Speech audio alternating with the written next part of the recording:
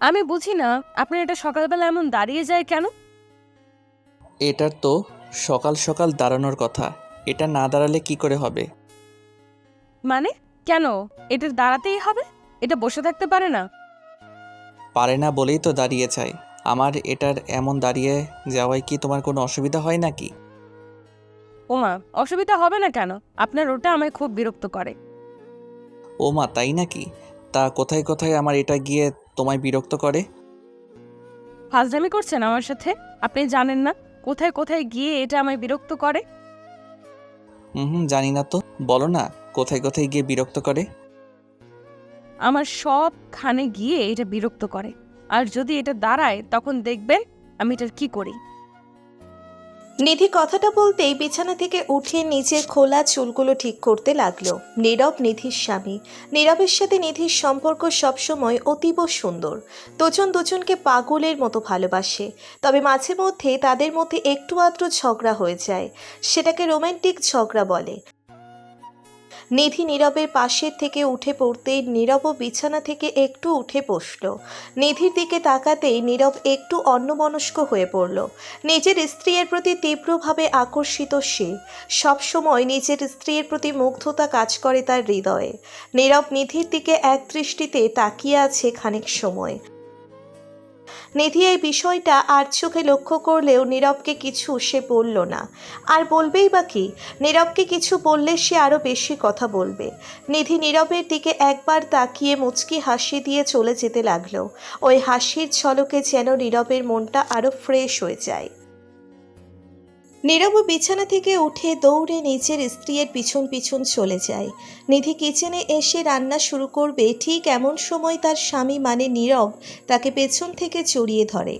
নীরব নিধিকে জড়িয়ে ধরতেই নিধি হকচকিয়ে গিয়ে নীরবকে উদ্দেশ্য করে বলতে লাগলো। এটি কি হলো? আপনি আবারও আমায় জ্বালাতে চলে এসেছেন। আপনাকে জ্বালাবো না তো কাকে জ্বালাবো? সরুন, এখন আমায় কাজ করতে হবে। একটু পরে সকলকে নাস্তা দিতে হবে। সকলের কথা বাদ দাও, আমার কথা বলো। আমারও তো ক্ষুধা লাগছে, অনেক বেশি। আমার ক্ষুধা সবার আগে মিটাও। আপনার আবার কিসের ক্ষুধা? আপনার বেশি ক্ষুধা লাগলে একটু অপেক্ষা করুন, তারপর খাবেন। অপেক্ষা তো করতে পারি না আমি। আমার একটু অপেক্ষা সহ্য হয় না।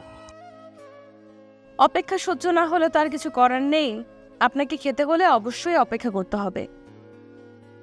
আচ্ছা, যখন অপেক্ষা করতে বলেছো তখন একটু অপেক্ষা করি। ততক্ষণ অবধি তোমায় একটু জ্বালিয়ে নিই, কি বলো? নীরব কথাটা বলতেই নিধির চুলগুলো তার ঘাড়ের উপর থেকে সরিয়ে দিয়ে আলতো করে নিচের ঠোঁটজোড়া নিধির ঘাড়ের সাথে ছুঁয়ে দিল। নিধি নীরবের এমন পাগলামিগুলো ভীষণ রকম ফিল করে। এক অদ্ভুত ভালো লাগা কাজ করে হৃদয় জুড়ে। নীরবও জানে সেটা। নীরব আরও গভীরভাবে নিধির ঘাড়ে চুমু খেতেই নিধি দুম করে নীরবকে ভীষণ অবাক করে দিল। নিধি নীরবকে মৃদু ধাক্কা দিয়ে নিজের কাছ থেকে সরিয়ে দিল। নীরব নিধির ধাক্কা পেতেই খানিকটা অবাক হয়ে যায়। আর অবাক হওয়াটাই স্বাভাবিক। এমন আচমকা কেউ কেন নিজের স্বামীকে ধাক্কা দিয়ে সরিয়ে দিবে? নীরব ধাক্কা খেয়ে প্রশ্নসূচক দৃষ্টিতে নিধির দিকে তাকিয়ে আছে। নিধি খানিকটা ভারী কণ্ঠে নীরবকে উদ্দেশ্য করে বলল। দেখো, আমার এসব ভালো লাগছে না, প্লিজ তুমি এখন যাও।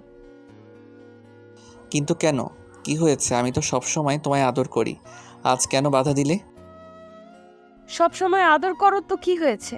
আমার ভালো লাগছে না, বললাম তো। হঠাৎ করে এমন করছো কেন নিধি? আমি কি কোনো ভুল করেছি? আমি বলেছি একবারও যে তুমি ভুল করেছো? আমি বলেছি আমার ইচ্ছে করছে না। এত প্রশ্ন করো না। নিধির কথাটা শুনে নীরব বুঝতে পারল না নিধি কেন এমন করছে। নিধি এর আগে কখনো এমন করেনি। আজ এই প্রথম নিধি তার সাথে এমন আচরণ করছে। নীরব নিধির কথায় খানিকটা কষ্ট পেল। নিচের রুমে এসে আনমনে বিছানায় শুয়ে পড়ল সে। নিধির এমন বদলে যাওয়ায় নীরব ভীষণ কষ্ট পেয়েছে। নিজের প্রিয়তমাকে নিজের জীবনের থেকেও বেশি ভালোবাসে নীরব। আর সেই প্রিয়তমা যখন এমন করে বদলে যায় তখন নীরবের কাছে খারাপ লাগবে, এটাই স্বাভাবিক।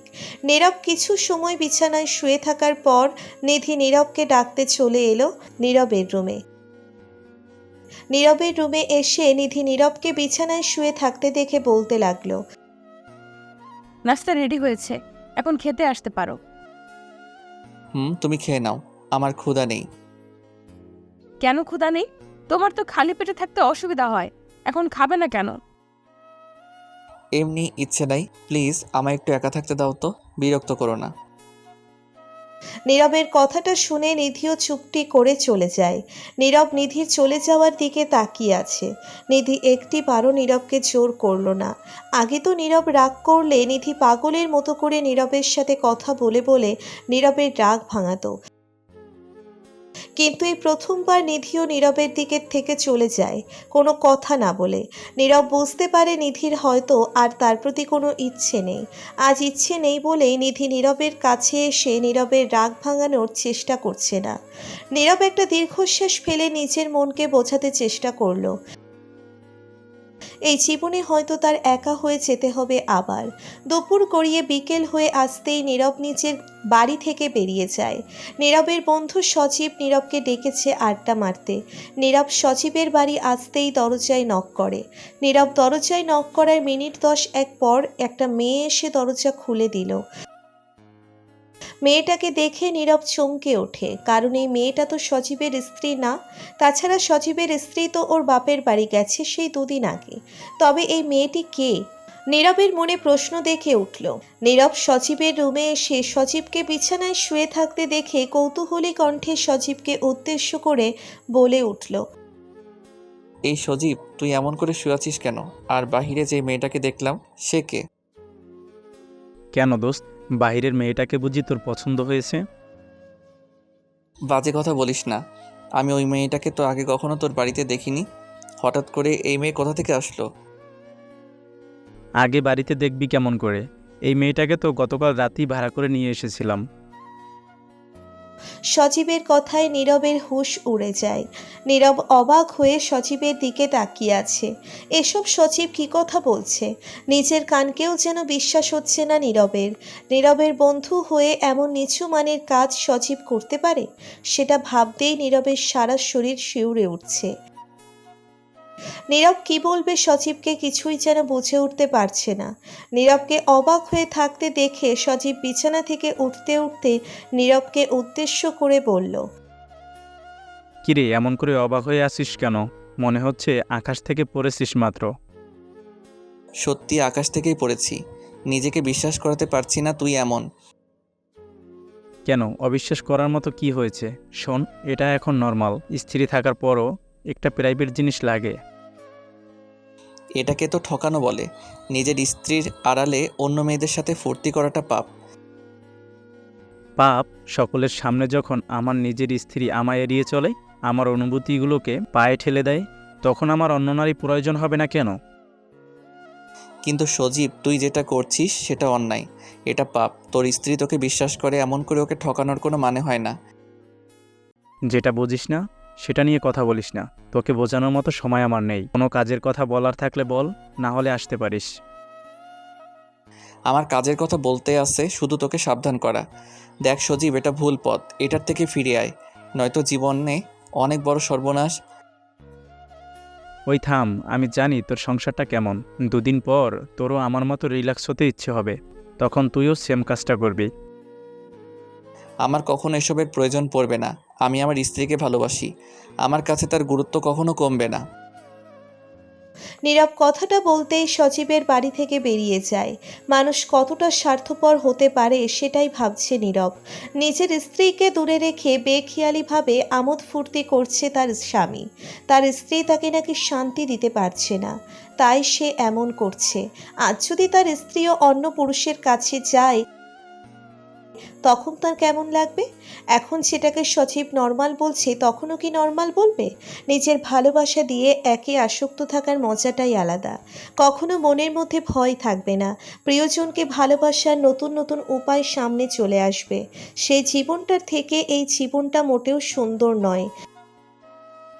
নীরব রাগে গজগজ করতে করতে নিজের বাড়ি ফিরে এলো।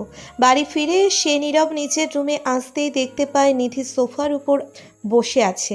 নিধি সোফার উপর বসে আনমনে কিছু একটা ভেবে চলেছে।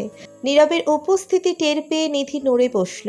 নীরবকে উদ্দেশ্য করে নিধি বলতে লাগলো, কোথায় গিয়েছিলে? আমার উপর রেগে আছো তুমি?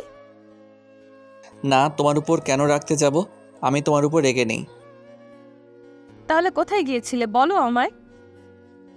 সজীবের কাছে গিয়েছিলাম। ওর কাছে কেন গিয়েছো? আমার কাছে শান্তি না পেয়ে নিজের বন্ধুর সাথে আড্ডা মারতে চলে গেছো? এমন কিছু না, তুমি তো ইচ্ছে করেই আমায় নিজের থেকে দূরে তাড়িয়ে দিয়েছো। আমি আর কি করব, তাই আড্ডা দিতে গিয়েছিলাম। আমি কেন তোমায় তাড়িয়ে দিয়েছি সেটা কি তুমি জানো? আমার মুড সুইং হয়েছে। আমার কেন জানি কিছুই ভালো লাগছিল না। Mood swing? প্রিয় ভালোবাসার মানুষটি পাশে থাকার পরও কি কারোর মুড সুইং হতে পারে? আমার জানা মতে তো এমন কিছু হতে পারে না। আমি ভুল করেছি, প্লিজ আমার উপর রাগ করে থেকো না, আমায় ক্ষমা করে দাও।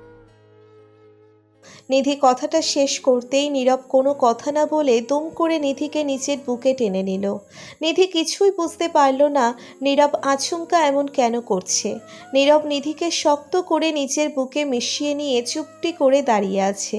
নীরবের বুকের বাম পাশে থাকা হার্টবিটটা বেশ দ্রুত গতিতে ওঠানামা করছে।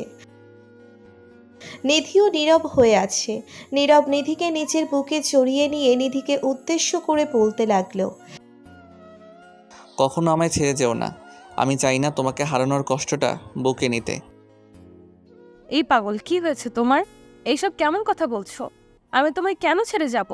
তুমি আমার স্বামী, তোমায় ছেড়ে যেতে কি আমি তোমায় ভালোবেসেছি নাকি?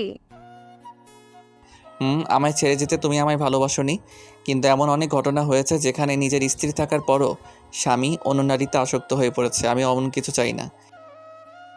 নীরবের কথায় নিধি বেশ বুঝতে পারল সজীবের বাড়িতে হয়তো এমন কিছু হয়েছে, তাই নীরব এসব কথা বলছে। নিধি নীরবের দিকে তাকিয়ে মুচকি হাসি দিয়ে বলতে লাগলো, তুমি অযথা ভয় পাচ্ছ।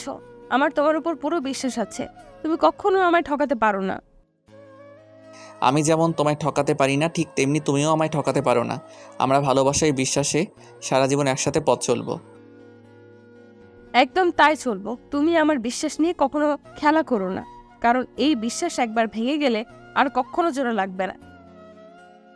নিধির কথাটা শেষ হতেই নীরব নিধির কপালে নিজের ঠোঁট জোড়া ছুঁইয়ে দিল। প্রকৃত ভালোবাসা এমন হয়ে থাকে। একে আসক্ত জীবনের মাঝে ভালোবাসাটা সবসময় বেশি থাকে। প্রিয়জনকে ঠকানোর মতো হাজারটা মাধ্যম খুঁজে পাওয়া যায়, তবে প্রিয়জনের ভেঙে যাওয়া বিশ্বাসকে কখনো জোড়া লাগানো যায় না। বিশ্বাস করতে ও রাখতে শিখতে হয়। নীরবও চাইলে হয়তো নিধিকে ঠকাতে পারত, তবে নীরব এমনটা করেনি, কারণ নীরবের সবটা জুড়ে নিধি আছে, ছিল, থাকবে। এটাই সত্যিকারের ভালোবাসা। নীরব নিধির কপালে চুমু খেয়ে নিতেই নিধি নীরবকে উদ্দেশ্য করে মৃদু কণ্ঠে বলতে লাগলো, এই চলো না, আমরা একটু খাবার খেয়ে নেই। আমিও তোমার জন্য অপেক্ষা করেছি, না খেয়ে দে। হোয়াট? তুমি কেন খাবার খেলে না? আমি তোমায় কতবার করে বলেছি খাবার খেয়ে নিবে, তুমি আমার একটা কথা শোনো না। তোমার পাশে বসে না খেয়ে যে আমার শান্তি হয় না। তাছাড়া তুমি না খেয়ে কষ্ট পাবে আর আমি সুখে থাকবো, এমনটা কেমন করে হতে পারে বলো? তুমি আসলেই পাগলি। আসো, আজ তোমায় খাইয়ে দিব। নীরব নিধিকে নিয়ে চলে যায় নিচে। নিচে এসে নীরব নিধিকে নিয়ে খাবার টেবিলে বসে পড়ল। নিধি নীরবের পছন্দের খাবারগুলো নীরবকে দিয়ে কোনো কথা না বলে নীরবের কোলে এসে বসে পড়ল, একদম ছোট্ট বাচ্চার মতো। নিধি নীরবের কোলে এসে বসে পড়তেই নীরব খাবারগুলো নিয়ে নিধিকে পরম আদরে খাইয়ে দিতে লাগলো। তাদের দুজনের মাঝে ভালোবাসাটা সবসময় এমন করেই থাকে, একজন যেন অন্যজনকে ছাড়া অচল। নীরব নিধিকে খাবার খাইয়ে দিচ্ছে আর নিধি নীরবকে খাইয়ে দিচ্ছে। দুজন দুজনকে খাবার খাইয়ে দিয়ে নীরব নিধিকে কোলে তুলে নিল। নিধিকে কোলে তুলে নিয়ে নীরব নিধিকে নিয়ে চলে আসে নিজেদের রুমে। রুমে এসে নীরব নিধিকে বিছানায় বসিয়ে দিয়ে নিধির সামনে হাঁটু গেড়ে বসে নিধিকে উদ্দেশ্য করে বলতে লাগলো, আমাদের দুজনের ভালোবাসা কোনো সাধারণ ভালোবাসা নয়। আমরা দুজন এমন করে সারা জীবন একসাথে থাকবো। একদম তাই থাকবো। সম্পর্কের মাঝে অনেক সময় ভুল বোঝাবুঝি থাকে, তবে সেটাকে গুরুত্ব দিতে নেই। আমরা সব কিছুর সাথে লড়াই করব, একসাথে থাকবো। একদম তাই থাকবো। এখন আমায় আমার গিফট দিয়ে দাও। তোমার গিফট মানে? আরে বুঝলে না, আমার ওটা চাই, কোনটা চাই? যেটা আমি সবসময় তোমার থেকে চেয়ে নেই। তুমি কিন্তু প্রচন্ড ফাজিল হয়েছো। এমন দুষ্টুমি করলে কিন্তু মাইর দিব আমি।